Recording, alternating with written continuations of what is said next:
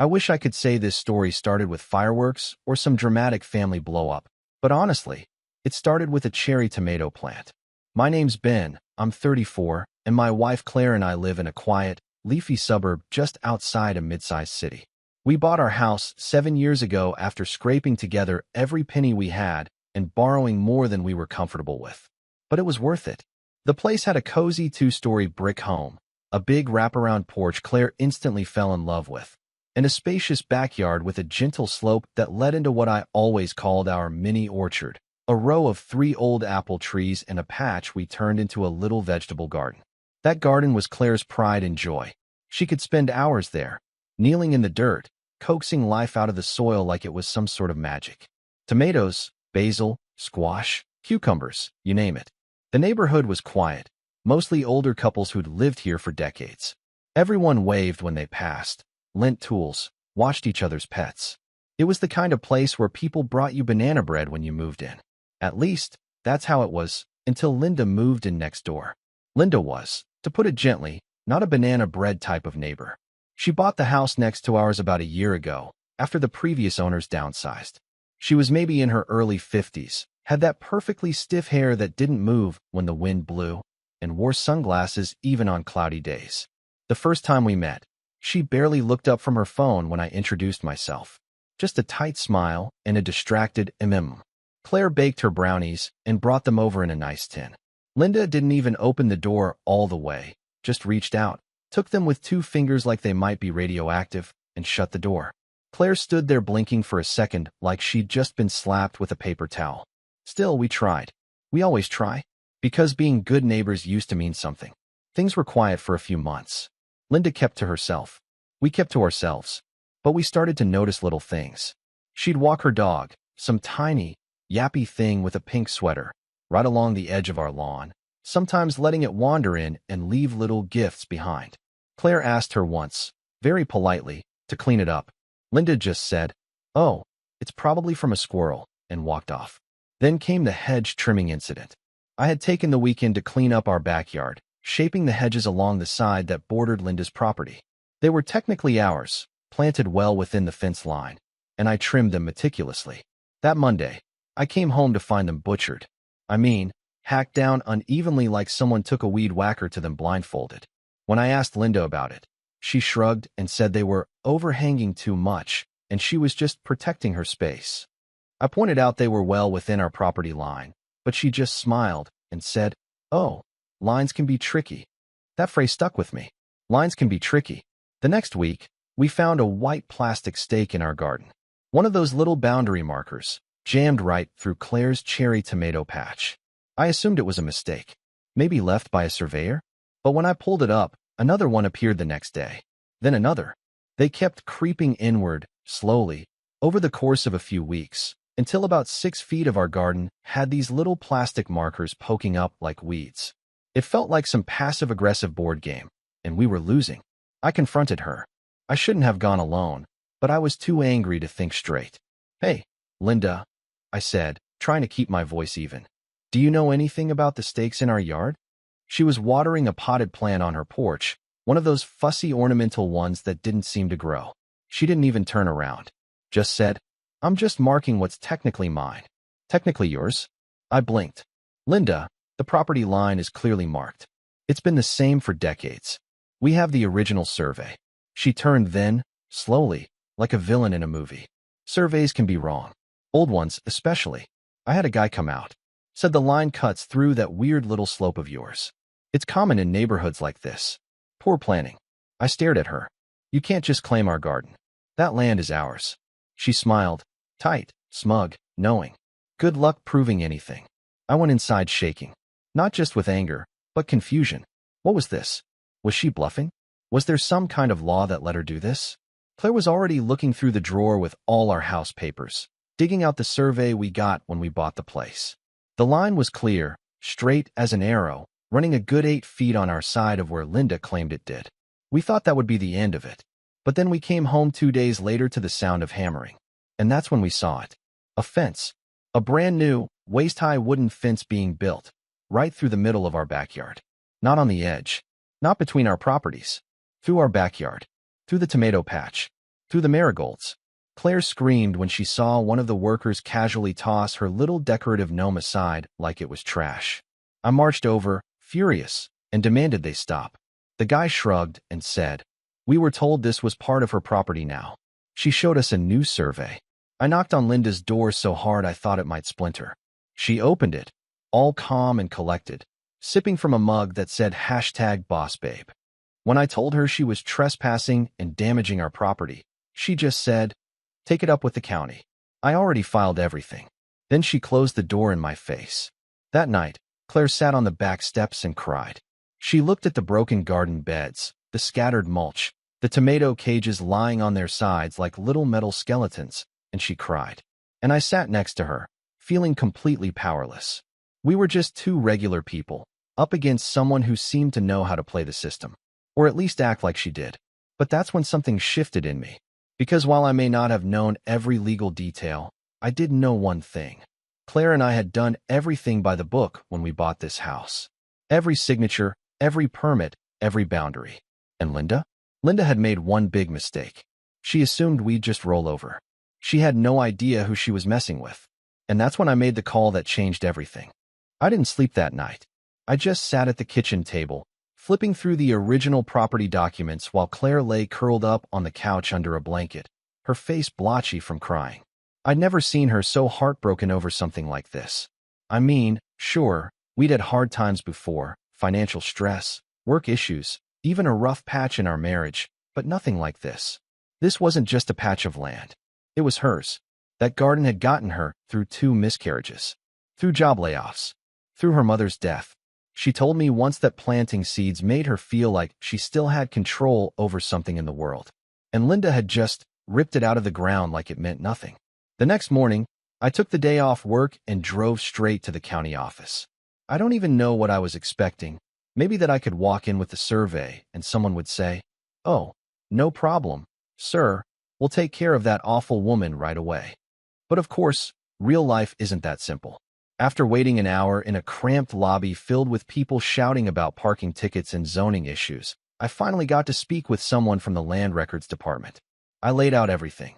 Our survey, the fence, the garden, Linda's smug little comment about good luck proving anything. The clerk, a thin guy in his late 30s who looked like he hated confrontation, adjusted his glasses and said, "Well, her survey was done within the last 6 months. It supersedes the older one on record. That doesn't mean she's right. It just means it's the most recent claim." I stared at him. "So what does that mean? She gets to take our land just because she filed first?" "No," he said quickly. "No. But it does mean that until someone contests it legally, the county can't intervene. You need to get your own updated survey and possibly take the matter to civil court. It's not uncommon in older neighborhoods. Boundaries shift over time. Sometimes fences were installed wrong decades ago, and people just lived with it. It's messy. Messy." That's all he had to say about the fact that a woman had chopped our backyard in half like she was slicing a birthday cake. I drove home with a knot in my stomach. Claire met me at the door, hopeful, and when I told her what the clerk said, she just nodded silently and went back to watering the half-destroyed basil plants that had somehow survived the construction chaos. The fence was done by then. It wasn't even straight.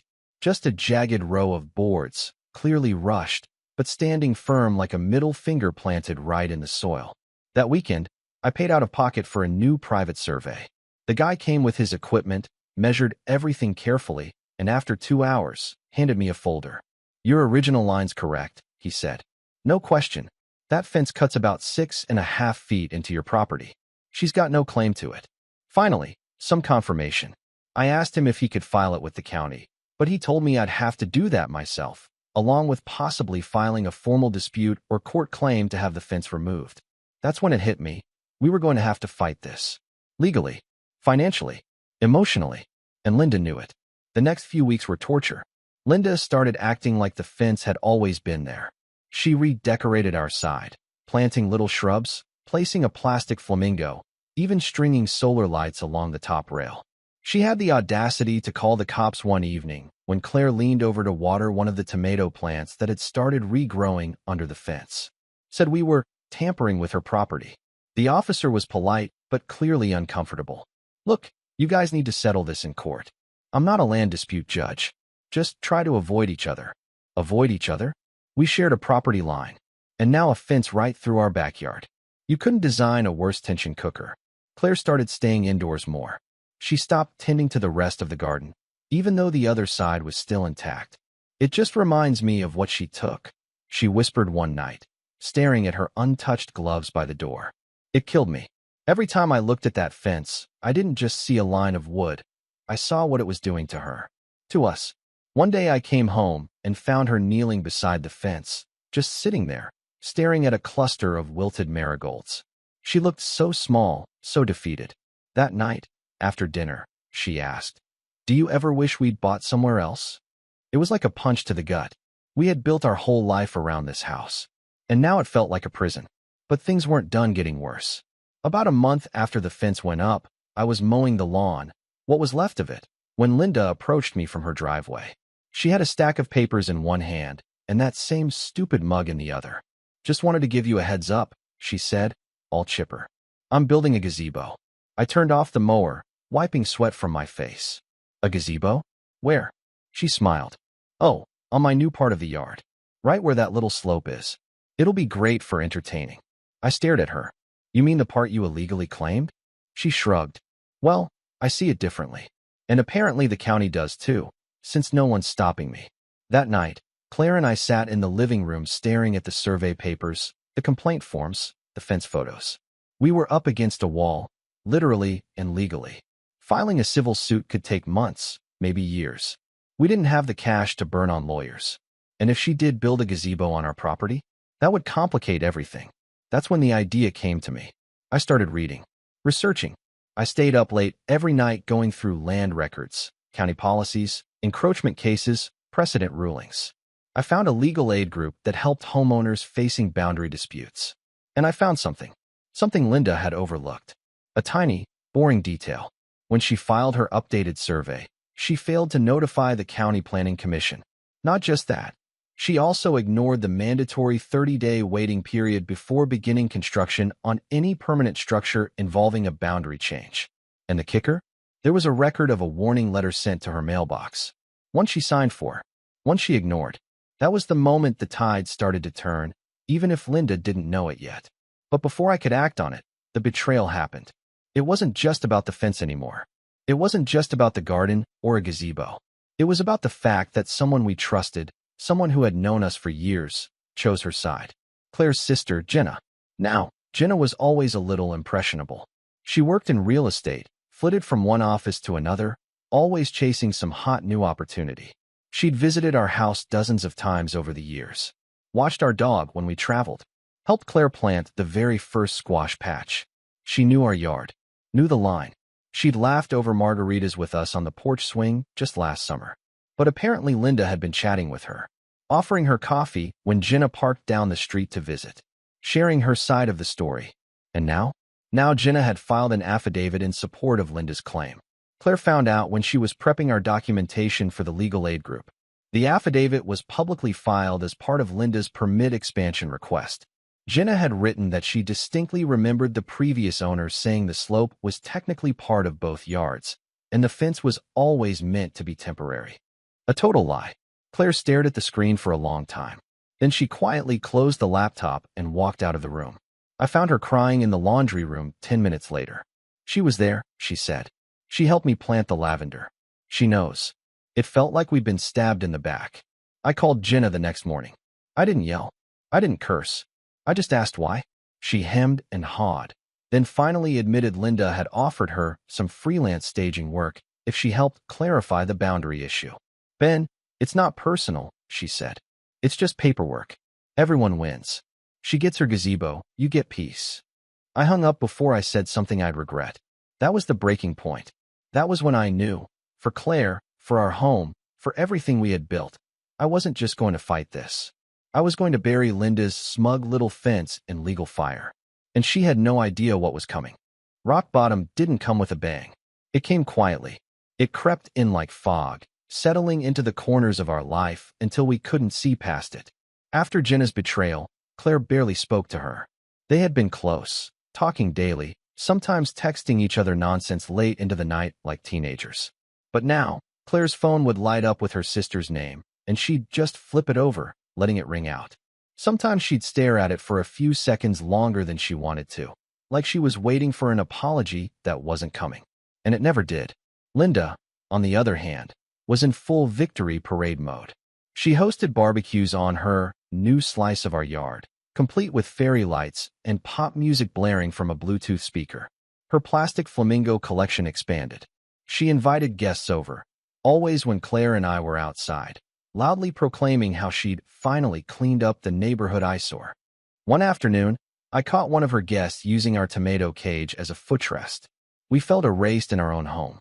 The final blow came on a Thursday morning. I was dragging the trash cans out to the curb when I noticed a small yellow sign had been planted near the fence. It was laminated and read, "Future site of the Willowview Garden Gazebo, permitted," with a QR code linking to the public filing. She was really doing it. Claire and I sat on the porch that night and said nothing. I think we both knew what we were thinking, but neither of us wanted to say it out loud. Maybe we should move. It felt like giving up, like waving a white flag on the lawn we'd once dreamed about growing old on. But after everything, after the legal limbo, the sleepless nights, the silent meals, it felt like the only option left that wouldn't break us completely. We weren't just losing land. We were losing each other. And that's what finally broke me. That night, after Claire went to bed, I sat in the living room staring at the county documents I'd printed weeks ago. I ran my fingers along the warning letter Linda had ignored, the one she'd signed for. The one that clearly outlined that any structure built during the 30-day review period was in violation of Municipal Code Section 12.16.070b. I pulled out a notepad and started writing. For the next few weeks, I became a ghost. Not in the spooky way, just invisible. I stopped reacting to Linda's provocations. I stopped bringing up the fence. I stopped fighting with Claire about next steps. And instead, I started documenting everything. Every time Linda had a contractor on our property, I took photos. Every package she signed for, I cross-referenced it with construction supply receipts. I combed through the online permitting portal every morning before work, noting every status change. I spoke with the Land Records Office again, this time not as a frustrated homeowner, but as a guy who had learned the system. I asked real questions, took real notes, learned about conditional use permits, variances, and the appeal process for wrongful encroachments. And I filed a formal complaint, not just about the fence, but about how she built it and when. I cited the code violations by number. I attached the signed warning letter. But the thing that really turned things around? An old man named George. George was the previous owner of Linda's house. I found him on a hunch, using property transfer records. He was in his 70s now, living in a smaller place a few towns over. I called him, introduced myself, and explained the situation. There was a long pause on the other end of the line before he sighed and said, "That slope's not hers." Never was. I had it surveyed before I sold. Even planted those apple trees to mark the line. He agreed to send me a signed affidavit and a scanned copy of his survey. I thanked him a dozen times. When I told Claire about it, I swear I saw the first real smile on her face in weeks. That was the beginning of the rise. But it didn't come easily. One morning, we woke up to find the rest of the garden torn up. Not just trampled, destroyed. Stakes pulled up. Planters cracked. Tomato vines yanked from the soil and left in a pile like yard waste. I ran outside, heart pounding, but of course Linda wasn't out there. Just her dog, barking from her deck. I called the police, not 911, just the non-emergency line. An officer came out, looked around, and said there wasn't much they could do without video evidence. "Might have been animals," he muttered, scribbling notes. Claire walked back inside before he finished speaking. Later that night, she told me, "I feel like I'm disappearing in my own house." I didn't know what to say to that, so I didn't say anything. I just held her. We were both tired. But tired doesn't mean done. I installed a camera under the eave facing the garden. Motion activated. High resolution. No one knew it was there. 2 nights later, it caught Linda sneaking into our yard with a pair of garden shears. She clipped 2 small rose bushes down to the roots. Bushes that were clearly on our side of the fence. I downloaded the footage, time-stamped, and everything. I sent it, along with a formal complaint, to the county legal office, the planning department, and our HOA. I didn't tell Linda. Let her keep smiling. I was also building something else, quietly, carefully. I found a land use attorney through the legal aid group. Young guy named Marcus, smart as hell, passionate about property rights. He agreed to help us file an injunction against any new construction pending resolution of the boundary dispute. It was an uphill battle, but we had documentation now. Witnesses, surveys, video proof. We also started reconnecting as a couple. I think it was the shared sense of purpose. We went to the county office together one day, dropping off forms and grabbing coffee afterward. We laughed. Not much, but enough. Claire even started tending the far side of the garden again. She replanted some of the basil. It wasn't the same, but it was something. She also started painting again, something she hadn't done in years. Set up an easel in the garage. Said it helped her feel like she could still create beauty, even if our yard looked like a war zone. Things weren't perfect. The fence was still there. The damage had been done. But for the first time in months, we weren't just reacting. We were acting. Then came the county hearing notice. I opened the envelope with trembling hands. The Planning Commission had received our formal complaint and scheduled a hearing to determine whether Linda's permit would be revoked due to multiple procedural violations, including failure to honor the 30-day notice period, destruction of shared property, and encroachment without proper boundary verification. It was happening. The date was set for 6 weeks out. In that time, Linda seemed to sense something was shifting. She got quieter, less smug, no more barbecues. The solar lights disappeared one night. She stopped waving at cars and started watching us from behind her curtains. One afternoon, I caught her trying to measure something near the fence line with a tape measure. She noticed me watching and quickly ducked back into her house. 2 days later, a man in a suit showed up on our doorstep, said he was representing Linda and wanted to offer an amicable resolution. His proposal? We keep the garden. She keeps the fence. No apology. No damages. Just an agreement to coexist peacefully. Claire didn't even let me finish reading it out loud. She walked to the shredder and fed the letter through without a word. And honestly, that moment said more than any court order ever could. Because we weren't the same people we'd been 3 months ago. We were stronger now. Sharper. United. And Linda? Linda was starting to realize the storm she'd invited into her life. It's strange how revenge doesn't feel like fire. It feels like focus. Cold, clear, surgical. I used to think people plotted revenge in a fit of rage, slamming doors and clenching fists. But when I reached that point, when I passed through the fire of betrayal and loss and hit that rare clarity on the other side, I realized it wasn't about payback for the sake of it. It was about taking back control, about reclaiming something stolen from us, about telling someone who thought she could bulldoze our lives that no, she didn't win. She just woke up the wrong neighbor. The county hearing was approaching fast, and with every passing day, Linda grew quieter, but more erratic. She'd peer through her blinds constantly, sometimes pacing her backyard like she was guarding it. Her dog barked less. Her guests stopped visiting. She'd gotten the notice too. She knew this was coming, but she didn't know how much I'd prepared. By the time the hearing was set, I had assembled a full arsenal. Not just the evidence you'd expect, like the old survey and the letter she ignored, but layers of backup, timestamps, maps, even aerial satellite screenshots showing the fence line before and after her construction. I had filed formal witness statements from 2 neighbors who'd lived here for over 20 years and confirmed the original boundary had never been disputed until Linda showed up. I had footage of her vandalizing the rose bushes, photos of her using our yard space as if it were hers, a signed affidavit from the previous owner, and, perhaps most importantly, I had documentation from the county planner herself, stating that Linda never completed the final mandatory step in her permit process. She never submitted the signed acceptance form required after the review period to officially confirm her changes. She built the fence before the county had a chance to finalize it. That one mistake was all it took to make the whole thing crumble. But before the hearing, I wanted to tighten the noose. The legal aid attorney, Marcus, helped me file a temporary injunction to halt further construction. So that gazebo?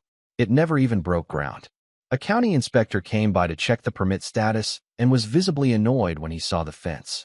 "This should have never gone up," he muttered. He didn't say more, but he took notes and photos.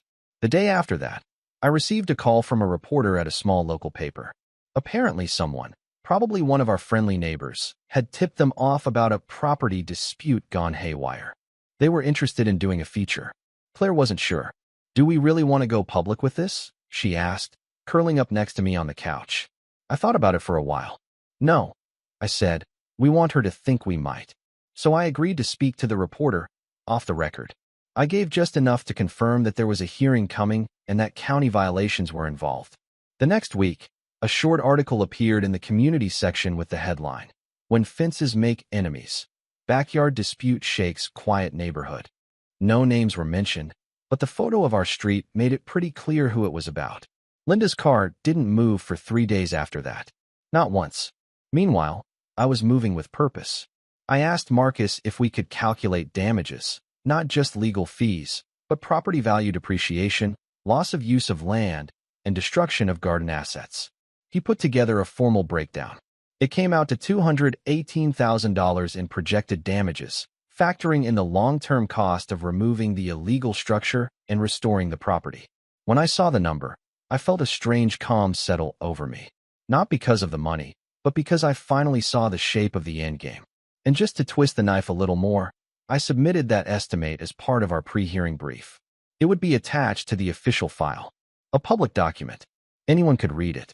The next morning, we found a note in our mailbox. No envelope, just a folded sheet of paper with thick, cursive handwriting. There's no need to escalate this further. Let's be neighborly and come to a reasonable compromise. It wasn't signed, but the perfume on the paper gave her away. Linda wore this overpowering lilac scent that clung to everything like smoke. I didn't respond. Instead, I visited the HOA. Now, I'd avoided getting them involved up to that point because our HOA was usually more concerned with mailbox colors and grass length than legal boundaries. But I figured it was time to let them know what kind of precedent this could set. I sat down with the HOA president, a no-nonsense woman named Carol who had lived here for 35 years, and walked her through everything, quietly, calmly, with all the documents laid out. Carol was furious. "Do you know how many complaints we've gotten about her dog alone?" she said, flipping through the photos. This is the last straw." She promised to attend the hearing, not just as a neighbor, but as an official HOA representative. That meant more weight, more scrutiny. I also reached out to our local councilman. I didn't expect a personal reply, but his office responded and confirmed they'd flagged the issue for review, especially because of the permitting irregularities. If anything, that would help push the county into taking it more seriously. The final piece of the setup, though, wasn't legal or political. It was emotional. One evening, just a week before the hearing, I printed out the old photos we'd taken of our garden. Full bloom. Sunlight drenching the tomato patch. Claire kneeling in the dirt, smiling over her shoulder, her hands covered in soil. I framed it and left it on the living room table. When Claire saw it, she didn't say anything. She just stood there for a long time, then whispered, "We're getting it back, aren't we?" "We are," I said, because by that point, I wasn't just doing this to win. I was doing it to rebuild what she'd lost. The morning of the hearing, I woke up early. Claire made coffee.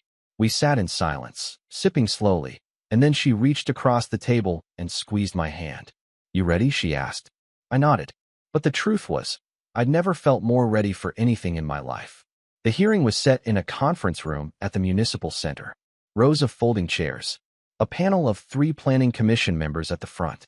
Linda showed up 10 minutes late, wearing all beige like she wanted to disappear into the walls. Her lawyer was with her, a tall, tired-looking man who kept glancing at his watch. Claire and I sat in the front row. Marcus sat beside me, organized and unreadable. When the clerk called our case, the air in the room shifted. And as I stepped up to speak, papers in hand, heart pounding, I knew something deep in my bones. This wasn't just revenge anymore. This was justice, dressed in the clothes of calm, methodical preparation. And I was ready to deliver it. The hearing started like most bureaucratic things do, slow, stiff, and overly polite. But under the fluorescent lighting and the dry legal jargon, I could feel the current turning in our favor before I even opened my mouth. The lead commissioner, a man in his 60s named Mr. Hallstrom, adjusted his glasses and began reading through the packet we'd submitted. He paused at the damage assessment. His eyebrows rose. Then he flipped to the stills from the video footage, Linda in high definition, pruning our rose bushes like she was doing us a favor. He lingered there for a good 20 seconds. Linda's attorney tried to regain control first. He stood, cleared his throat, and began with the usual legalese. My client acted in good faith, based on a professional survey. Any errors in procedure were minor and unintentional. She was under the impression the property lines were in dispute and sought to improve what she reasonably believed to be her yard. He went on like that for a while, playing the confused homeowner card. At one point, he even tossed out the word miscommunication as if Linda hadn't personally torn out garden beds and strung up party lights on land that didn't belong to her. But Marcus, my attorney, had one rule for this day: stay calm.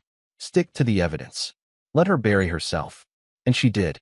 When they gave us the floor, Marcus started with a concise, calm walkthrough of every misstep Linda had made. He referenced exact code violations, presented the signed letter she'd received and ignored, laid out the timeline like a trail of breadcrumbs. With every new exhibit, we saw the commissioners' faces shift from neutral to unsettled to visibly annoyed. Then he played the video.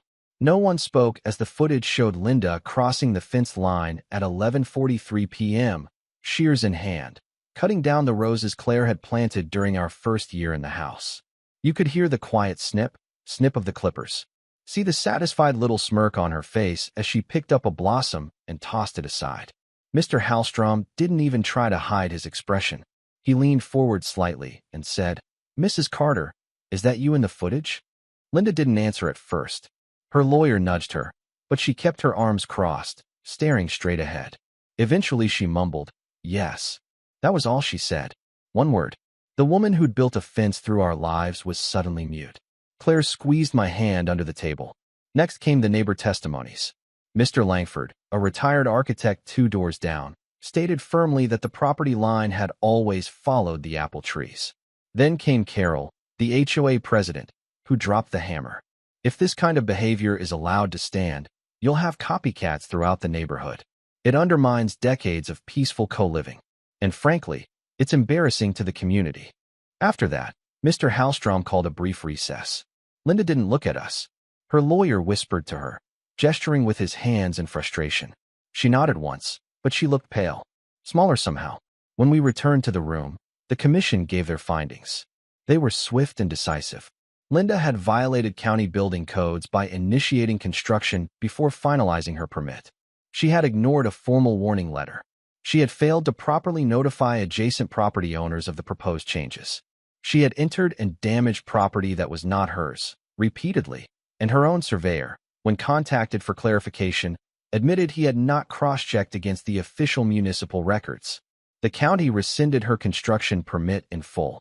The fence was ordered to be removed within 30 days. If she failed to comply, the county would have it removed at her expense. The commission further referred the case for civil proceedings on the matter of damages, and while they couldn't issue a judgment themselves, they formally supported our request for recovery of legal fees and property damage costs totaling $218,000. But the final blow came with the administrative penalty.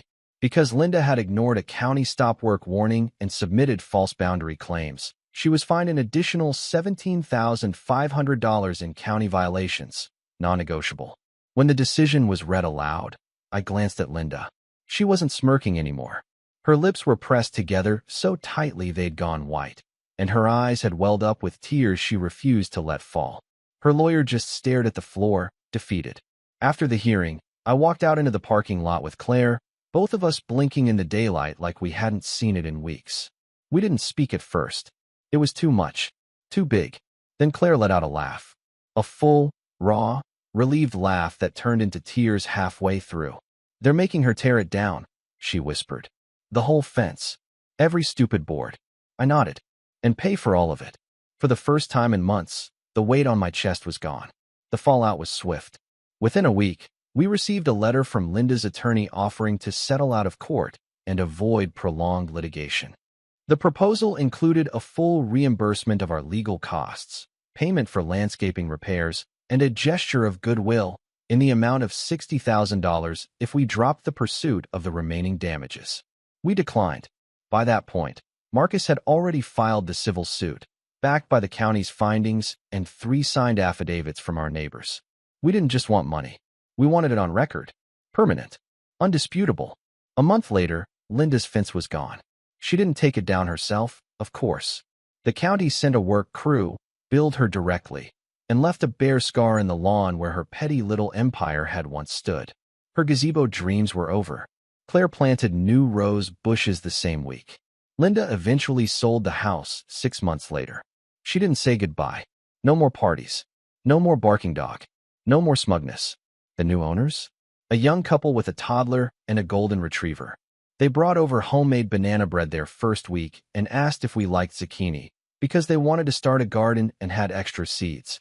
I looked at the backyard from our porch, saw Claire out there planting again, kneeling in the dirt, humming softly under her breath. It wasn't just land. It never was. It was peace. It was home. And we got it back. Because Linda thought we'd roll over. She thought a fence would keep us out. But all she did was build herself a box and hand us the hammer. Justice isn't loud. Sometimes, it's the quiet sound of a fence being torn down, one board at a time.